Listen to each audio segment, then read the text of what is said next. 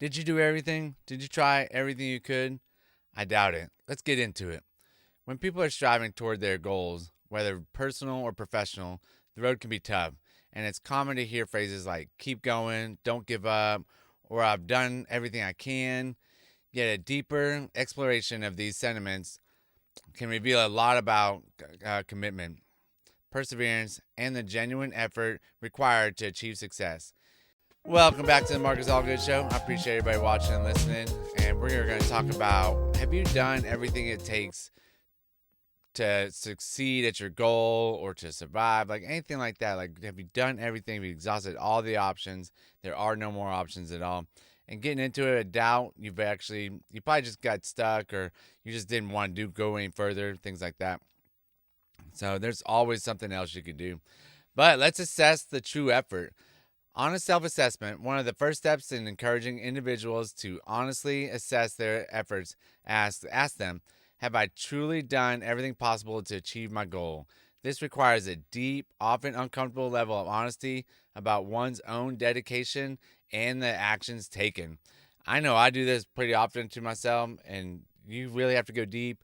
And if you ask somebody else and they're asking you those questions and you start feeling really uncomfortable, then you almost feel like you're going to lie to them or something like that, that's when you know you have not done everything possible to get everything done that you needed to do. Another one, defining everything. Like, what is everything? It's important to define what everything means in the context of the goal. Does it include seeking advice from experts, learning new skills, enhancing networking, or maybe even altering strategies entirely?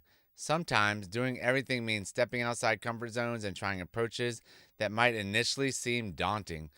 And that's what I was talking about. Like, if you feel like it's just daunting, or you're just like, oh my gosh, why are they calling me? Especially if you feel like you're getting called out, then you probably haven't done everything. Right now, I'm in the process of trying to do everything I can to make my business survive. I'm reaching out to mentors, reaching out to other people, running ads, like all sorts of different things. I'm going to exhaust everything that I can until it either takes off or it goes under. One of the two. I'm hoping it takes off. So we're going to see what happens. So we're going to talk about overcoming some obstacles, identifying the barriers. Understanding and identifying the specific barriers that are preventing progress is crucial. This might be internal factors like fear or procrastination, or external factors such as resources, limitations, or environmental influences.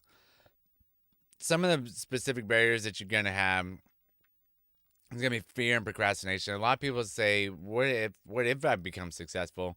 They have the fear of becoming successful, and that stops a lot of people from doing a lot of the things that they want to. And then just the procrastination, it just doesn't mean enough to them to reach out to some other people or to get what they're trying to do going. And reaching out sometimes can be some of the hardest things, saying, hey, I need help, this isn't working, what do I need to do to get this to work? And then we can move on to some strategic planning. Once barriers are identified, strategizing on how to overcome them is the next step. This might involve setting smaller, incremental goals that build toward the larger objective, or it could mean seeking additional resources or support. There's always going to be barriers. You just have to identify them and figure out how to get over them. And right now, I'm in the process of doing that, and we're throwing everything we can at it. Not everything, but we're throwing a lot of things at it to get it moving, and hopefully we turn the corner pretty soon. Sustaining motivation, finding new motivation and new motivations is just one of the hardest things to do, because after the initial effort don't pan out, but it doesn't go as expected that you wanted it to, finding new sources of motivation or revisiting the core reasons for pursuing the goal in the first place can reignite the drive needed to continue.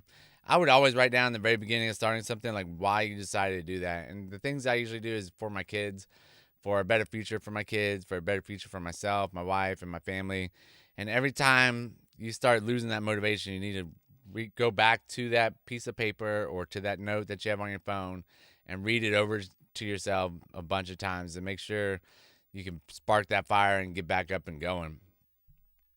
Success often requires adaptation. What worked out at the beginning might not work later on. Continuous learning and adapting to new information or changing circumstances can open new pathways to success. You should always be changing no matter what. Everything's always changing. Facebook, Instagram, YouTube, the lay of the land, newspapers, magazines, everything's changing. You have to be able to evolve with the changes. And it's just one of those things that if you're not going to evolve with the changes, you're going to be left behind. And we also got to celebrate small wins. Recognizing and celebrating progress, no matter how small, can boost morale and encourage persistence. This positive reinforcement helps maintain focus and commitment. I like to celebrate all the wins. If I beat the last week's goals or if I beat the day before, just all sorts of different little wins that I get throughout the day. Hire a new person, get a stronger person in there, or one of the employees actually gets what you're trying to say, or gets something or does something that you didn't even ask them to do. They're starting to get that self-sustaining or they're starting to be able to be self-motivating inside the shop. And then my kids, I always give them, I've actually started listening to I have listened to a bunch of stuff about positive reinforcement for kids. And I'm really trying to work on saying, man, you did a good job. You did a good job. Not just saying, no, that's not how you do it. Like, really thank them for doing what they were supposed to do, and really thank them for letting them know that they're doing something actually right. And it helps out big time. They really, their eyes light up and their face gets all big with a big old smile. And they're like, oh, thank you, Dad. So it makes it worth it for both of us. So you got to have resilience in the face of failure. Viewing setbacks as learning opportunities rather than failures is a critical aspect of perseverance. Each setback provides valuable insights that can refine understanding and approach. I like to look at all the failures and figure out what I did wrong and learn from them. That is just the best way to go about it. There's always going to be a failure. You're never, ever going to always do everything right. But as long as you can learn from it, you're moving in the right direction. Consistent review and adjustments. We kind of just talked about that. But regularly review your goals and progress, adjusting plans and strategies as needed. This dynamic approach allows for responsive changes that align better with the goal as situations evolve. You always got to be looking back at your goals. What can you do to get closer to your goal? What can you do? What do you have to change to get to that goal? Because what you're doing right now is not always going to work 3 months from now, 4 months from now. Like I said, you always got to be evolving.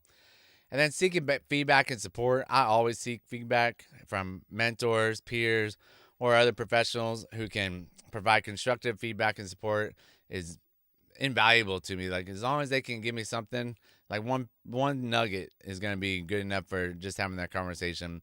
These interactions can offer fresh perspectives and encouragement and practical advice. So if you need any help, reach out to me. If you got anything going on, let me know. I would love to help you out, or just, please share my podcast with anybody that you think would get some value out of it. And I'll talk to y'all on the next one. Thanks a lot. Bye.